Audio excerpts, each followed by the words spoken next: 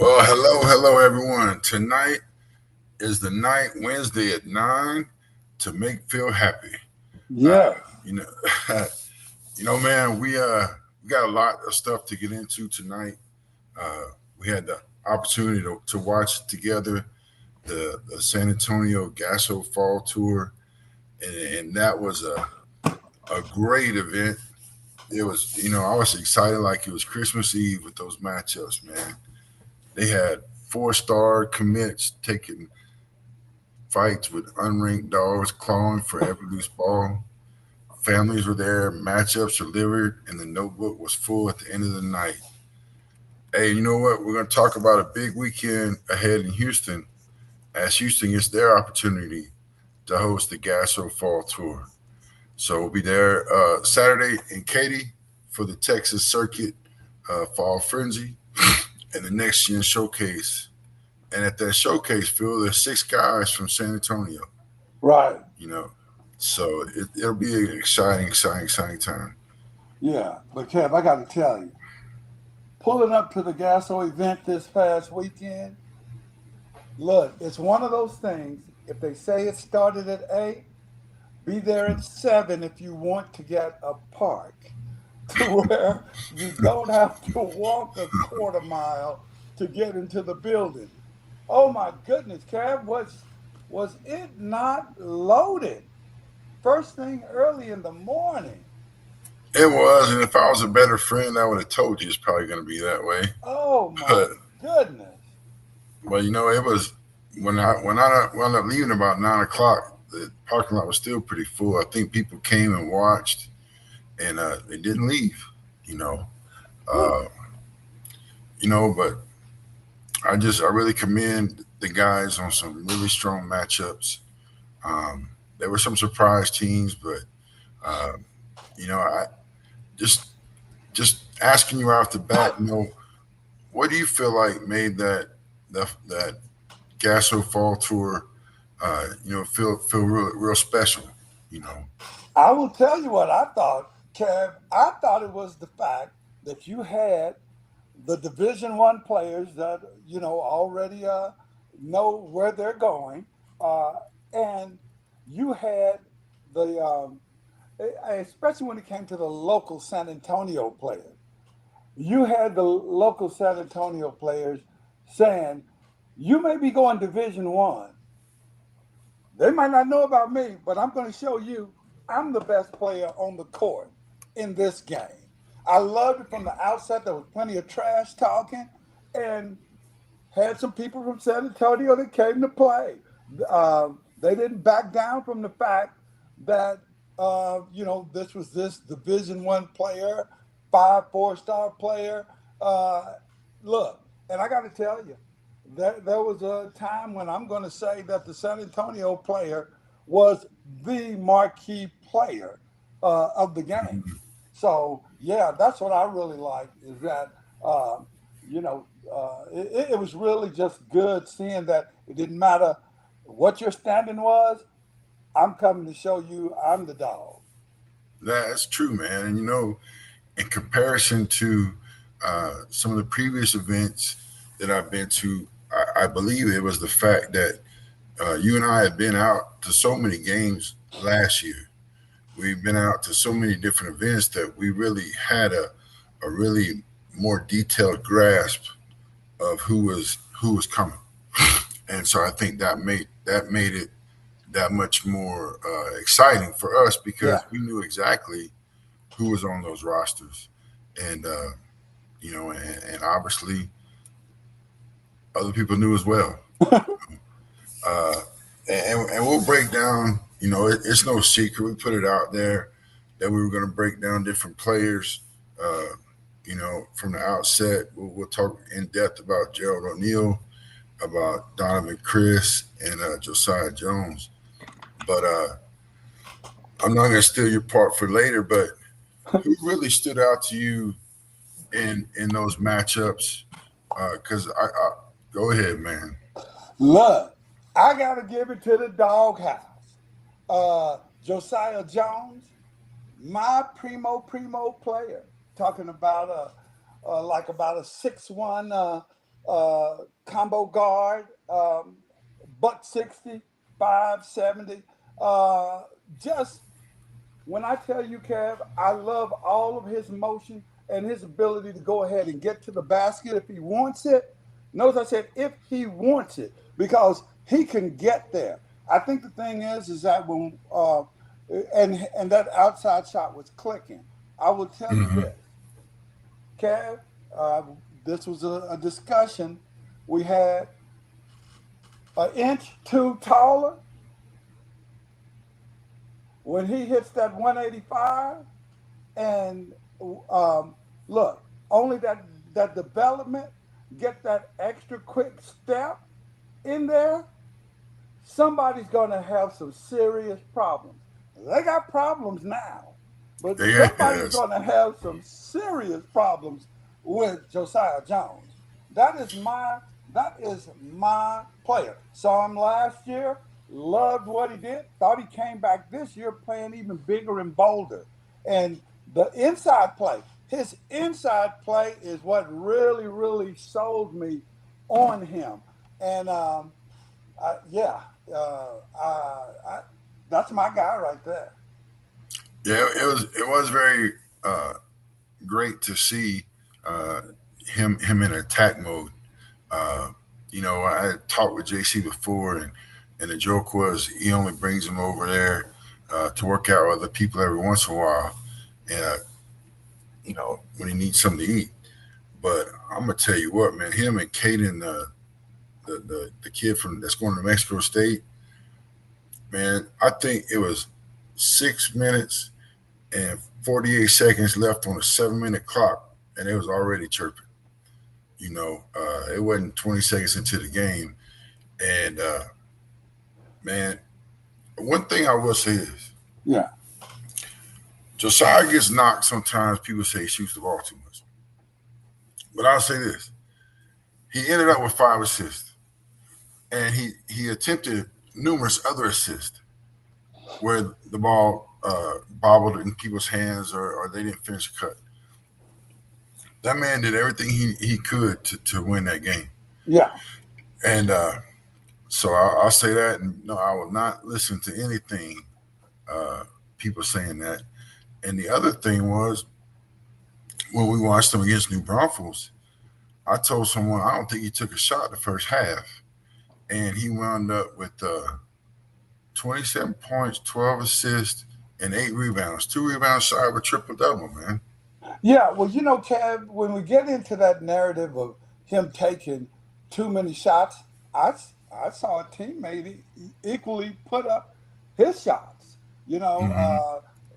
Mr. Drive left and put it up at the basket. But the thing Yeah, is this. The thing is this. Somebody might have said he took or takes too many shots, but let me know when you saw a forced shot. yeah, See, let me know yeah. when you saw a forced shot. Uh, That's true, man. did no, didn't see it. So that means he's getting open. Hmm. You get open, so you can get Yeah. your shot. All right. So, why do you think? Because you kind of mentioned it earlier, but why do you think it's such a big important checkpoint for San Antonio and San Antonio teams? Yeah, because Kev, normally when you're talking about it, you get a San Antonio player that goes out up I-35 north, headed out to this place or to that place sparingly. They got a chance Hmm. to come in and see full-fledged teams play, right? And it's like I said, Ken. The thing is that on further up 35, the, they may have a better overall team, right? They come in, they beat the San Antonio team. But this gave the players a chance to see that they have, and I'm talking about players that aren't of, say, the ability of, say, Josiah Jones, right? Hmm. But it gives them the opportunity to see, and people in San Antonio to see that San Antonio has impact players, right? And it gives Hmm. the players that say they don't have the abilities that Josiah does, but they see that if they have a measuring stick to see if I get to this point, I can compete with this guy that they're saying is a four-star, you know what I mean, four-star, five-star Yeah. player, right? And so I think it was just good for them to come in and the teams in San Antonio, and people get to see the teams in San Antonio match up against some of these teams that people think are more powerhouses, and then kind of Hmm. hold their own. And to that point, we're talking about Josiah Harlan, and then we turn right around and we watch from afar whenever Brennan turned Right, around and played the same team. And I'll go ahead and put in my theory right now. And we talked about it that day. You know, Frisco started out with four Division I players, two seniors, two underclassmen, and Harlan probably has two right at this point right now in Cy and Amani, and then the young freshman London will be there at some point. But when Frisco then turned around and played Brennan, who arguably has four Division I players, you know, it was a different story, different story, and much and different. Brennan at one point we looked over there and was up 20. You know, Right. uh, and I'm gonna go with my guy I want to talk about tonight, and who I think has just elevated his game, his stock is Donovan Criss. Donnie's always been someone that can get to the basket. He's always been someone that's long and is going to catch that backside defensive pass, and he's going to run down and he's going to make score in transition. But man, Donnie has put on power. He's getting to the basket through traffic. He still has that silky jump shot. And when you're on a team where you get to fill a lane and Talent Todd's going to get you the ball, or he's going to hit some Isaiah Ward cut into the basket, it allows him to be free because he's not having to carry such a load. But that young man has stardom written on him. Yeah, let's say he's like about 6'5" or so, right? Yeah, 6'5", 6'6". Yeah, I think the thing that's impressive about him is the fluidity in which he Mm-hmm. moves, and he's got the nice spin moves to get to the Mm-hmm. basket and all too. And like you said, he's got a nice jumper. So that's a UTEP. UTEP, is he a minor? Yeah, Yeah, UTEP. Yeah. yeah, okay. So they're getting a really good player there. But again, I like the whole fluidity to his game, and which would be the siftiness that you're talking about. And in those two matchups we talked about with the Harlan Frisco and the Brennan Frisco, Yeah, everybody brought energy in that game. You know, yeah, uh, from 1 through 10, whoever entered that game was bringing it. I think everybody knew how it's not big in the extent that it was going to make or break your season, yeah. but it was a big, like you said, measuring stick. Yeah, but you know what, Kev? That I looked at that first half of that Harlan game against them, Frisco, is that they hung with them. Matter of fact, Hmm. it was one of those things of, oh, we're here to let you know we're here. And but you kind of get into that um, fatigue, I guess, could play a part. No, let's call it for Yeah, what it is, Phil. yeah, They said Josiah Jones the last 5 minutes, 6 minutes of the quarter, and it yeah. went from a 2 point game to 8 point game. And that's not Coach Hall, and that's someone standing in Uh, and making decisions. And I'm not saying anything about that decision. I'm just saying, calling for what it is. They got up 8, and they didn't relinquish it. At the end of right. the game, it might have been a 10, 12 point game, but uh, that would say that it would have been a 4 point game. Thereabouts in my Well, math. yeah, but I think what I'm saying is that the whole point is that they showed that they can hang, and that's Hmm. the whole thing. Is that there Hmm. was that belief we can win this, and they were showing it. So And that's saying, London Jackson, that's, his second or third varsity action, and he can get busy for 103-point line. what did we see London the second game we saw? Hmm. Three after three, lob after lob, run What? the floor. Yeah. And I think he's just going to become more and more comfortable. And as he becomes more and more comfortable, we're going to see more and more of that attacking presence that he had. Yeah, and when he gets that confidence in using the right hand, uh, it's going to work out. I mean, extremely well for him. So Yeah.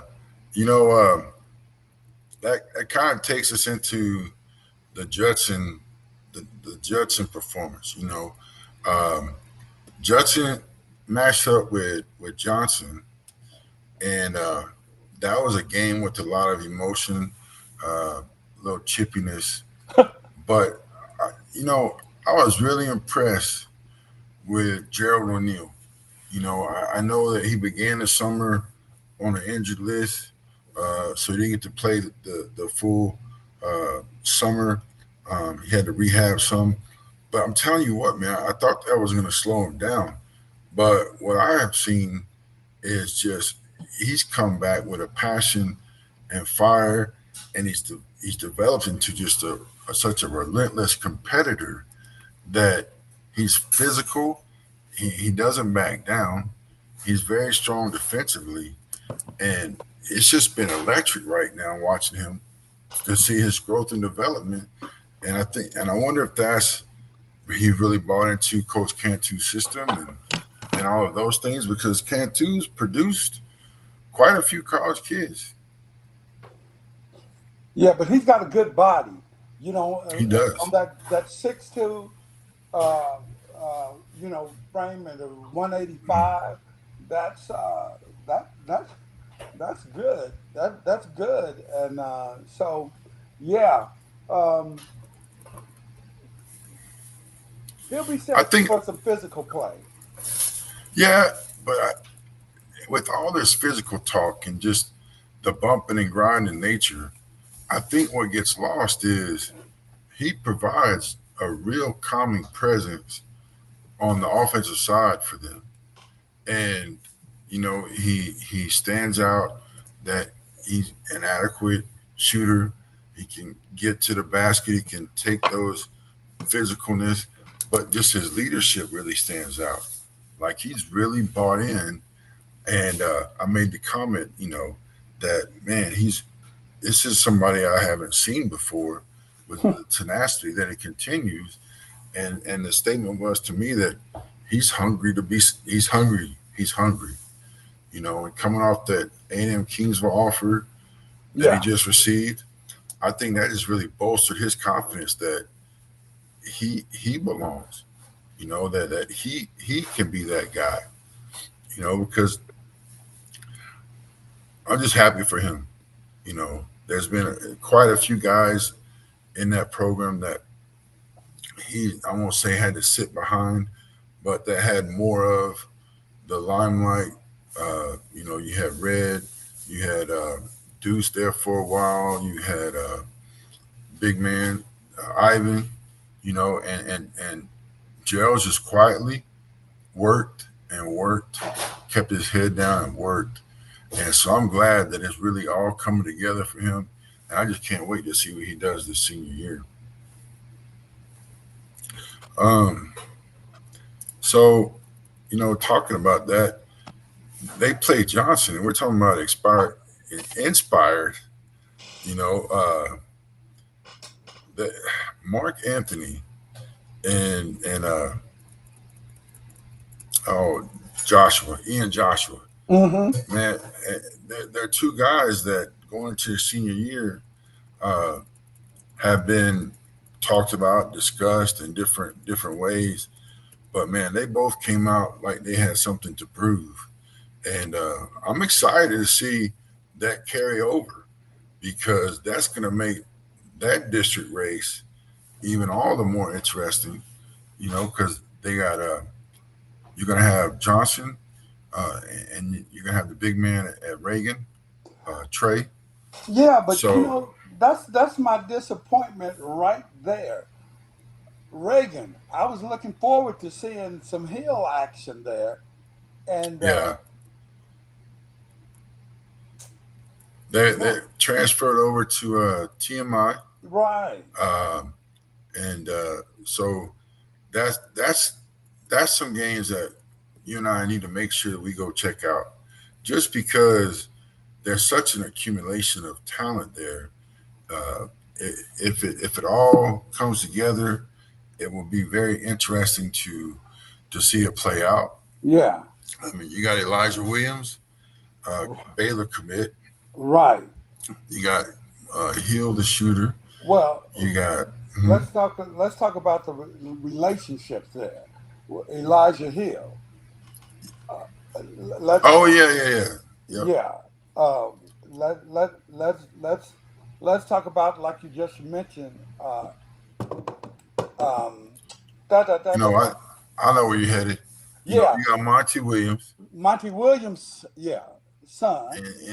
in the Spurs organization for a very long time, Right. and then the Hill Yeah. family is the grandson Yeah. of Coach Bob Hill. Right. So uh, they ran in similar circles, and let's not forget that uh, Coach Hill's son is the head women's coach at Trinity. So it's not like those guys have lacked for role models in basketball education. So uh, but it's gonna be interesting, man, because Yeah. you got those two guys there. You got Jaden Flemings, and then you got Corbin Crocker that's gonna be setting screens for people. And so it's gonna be really, really interesting. This will be my first time to make a game out there, but we need to make sure that we Yeah. go out there. And For sure. Phil, we talk a lot about point guards. You And know, I like them. I do too. And everybody, not everybody, but when I'm out and about at different ball games, they ask me, uh, about Red. They ask me about Jamil. They ask me why I'm so high on those guys and where I would rank this person or that person or anything like that. And you know, I I personally don't want to rank players because I there's some implicit bias to your preferred style of play. So Right. I believe if I were to rank out um, basketball like point guards in the city, right? Well, Red for me is going to rank out higher because he plays a physical style of defense, and I'll put up with some things that other people may not put. Now, Jamil Garland is one physical point guard, scores a basket. Then you talk about Talent Todd, who does everything he needs to do with his team, and obviously Austin P loves him because they offered a Division One scholarship. Yeah. And so a lot of these things roll into, and I just want to put it out there. That's why uh, I like to go with more of a tiered approach because you know to rank 1 through 5, somebody else might value the skill set at number 3 more than another, or vice versa. Go ahead. Yeah. No, that's good though, because when you're talking about those implicit biases, think about it. We love what Amari Guerra does, right? Yes. First thing somebody says is, "Yeah, but look how tall he is." You Hmm. know that that holding that against him versus all of the other skill Oh yeah. action that he can bring you to your team. But it's, you know what I mean. Now I want my point guard to be at least 6'2". You know, See, and what's funny, man, I just value production. And I'm not saying Yeah. that you don't, but I mean, whenever you look at Amari, he's done it at the highest level against EYBL competition 3 years in a row. Hmm. I'm glad that Merrimack has decided to extend him that Division 1 opportunity. Right. Very excited for him. Um, but yeah, Yeah. and then you're not even talking about a regional bias or relationships Right. or the simple fact that coaches do have favorites on a basketball team. Their Sure. favorite is a dude that won't get out of the gym. Their favorite is a guy that plays defense, that does all the little things. Yeah. Like, I talk about it all the time. I love a guy that's going to get down on the defensive end, especially if he gets beat and hustle back to get back over that shoulder, Hmm. get in front of the player and go with it. But some people, they want to see a lot of point scoring. Uh, Yeah, and hey, I I tell you, at the end of the day, man, I just want to win. I just exactly. want to win. Yeah. And taking a playoff example uh, with Josiah Jones last year, they played a very good Vandergrift team, and they won against Vandergrift, and he had 1 point. And I remember people talking about how he only scored 1 point, and forget at the end of the day that they won and advanced to the next round.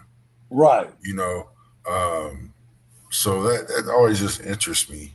And the other thing about rankings, man, is sometimes I feel like kids and families chase numbers instead of development. Hmm. I'll give you an, I'll give you an example.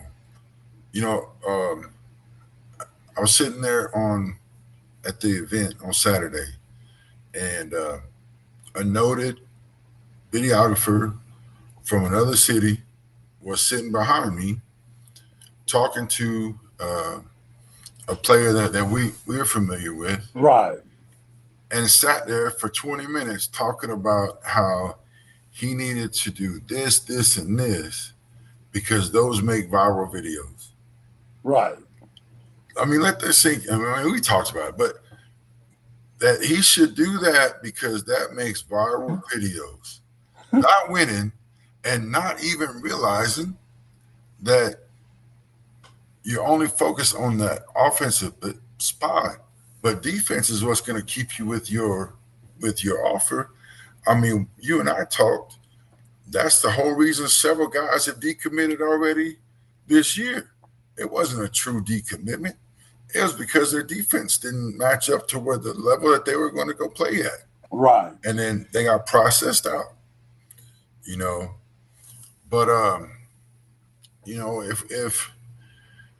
if we did rankings, how would we keep them true with the one-eye scout approach?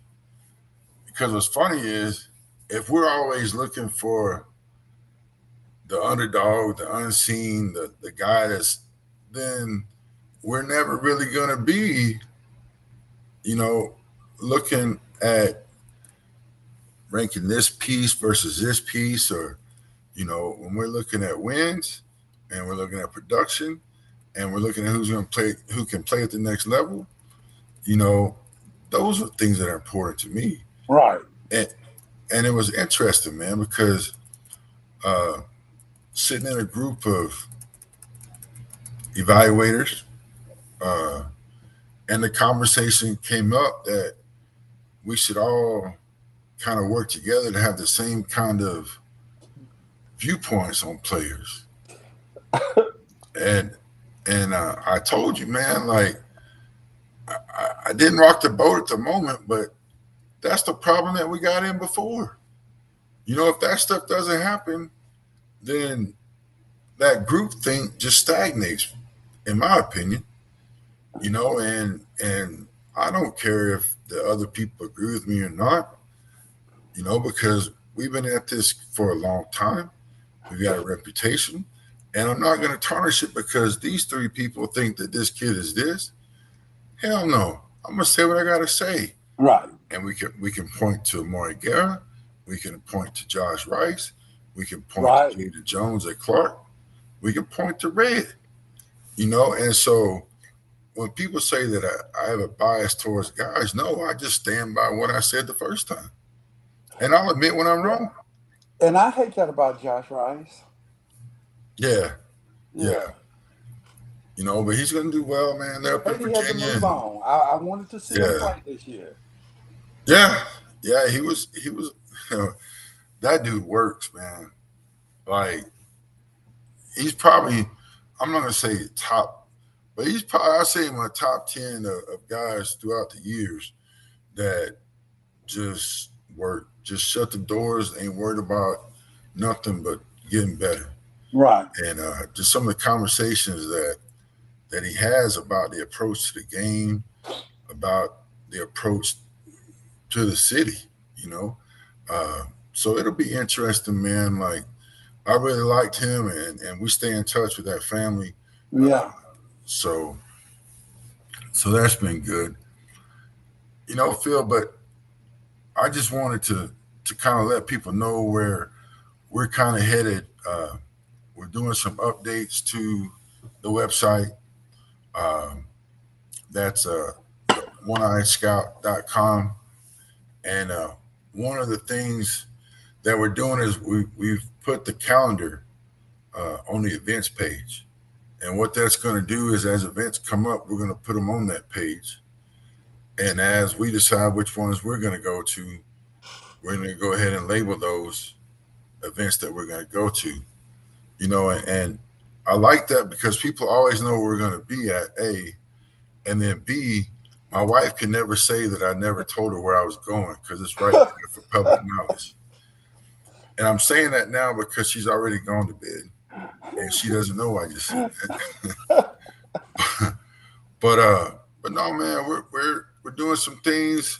Um, we're trying to get make it like a pseudo hub of Yeah. information, and some of the quite a few of the podcasts that we've done have PDF pieces that go along with them, uh, and they'll be available for download.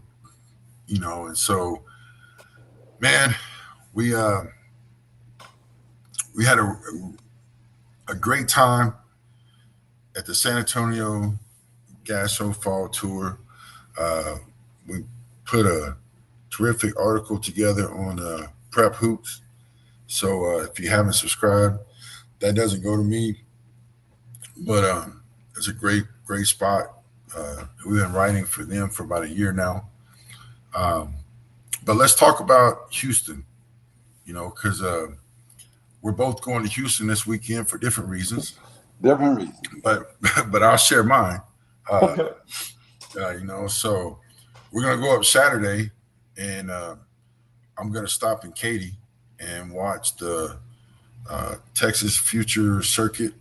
Uh, Wow. it's, it's a prep school circuit, Yeah. uh, and the big thing for me is we're gonna go see Austin Prep Academy, and then Austin Prep and New Wave Prep. And the reason being, both of those teams are going to be in the Noble, the events in Dallas with Jay Fry. So we'll have seen this weekend, we'll have seen Frisco, Brennan, and Harlan in the Antonian. Right. Still, um, yeah, I think that's it. And then this weekend, we'll go see uh, New Wave and Austin Prep Academy. And then Sunday, uh, talking with Mike Timmons at GASO, uh, we'll be there to watch the GASO Next, which is a neat little event. I say little, a neat event. I mean, it's sold out, so it can't be considered little. Little. But yeah, but there'll be a class of 27, 28, 29, and 30 will be there. And what that means for you and I, uh, at last check, it may have been updated since then, but We're going to go check in on Bryson Bell, fresh off of his offer from your corner word. Right. Jack Brewer, Alamo Heights. Jace Tolliver from Steel. Gavin Peck from Bernie Champion. Eden Onway from Antonian. And then Justin McBride from Sotomayor. And I'm just going to say, meet his dad. Yep. You know, and I told his dad, and I'm going to keep saying it till it registers with the young man. The only thing that I think is really stopping him from being a dominant player in the city is a confidence that he can be that guy, and that's something difficult for someone that's of kind of a very humble personality. Doesn't say a whole lot, you know. So I just when it clicks, man, he's gonna be a bad dude, and you know the family's nice as can be. Right. Judson's probably what we say too nice, you know. But I know that his Coach Joseph at Sotomayor, is a pretty tough coach to play for, in the sense that he demands a lot and expects a lot. And you got a chance to meet him this weekend. So as we close out tonight's show, Phil, what's your message to players as we're getting out of here? Always don't go to get ready. Be ready and stay ready, because you just never know who's watching. You just never know. Because the one thing that the one-eyed scout is going to let you know, it ain't for everybody. For everybody.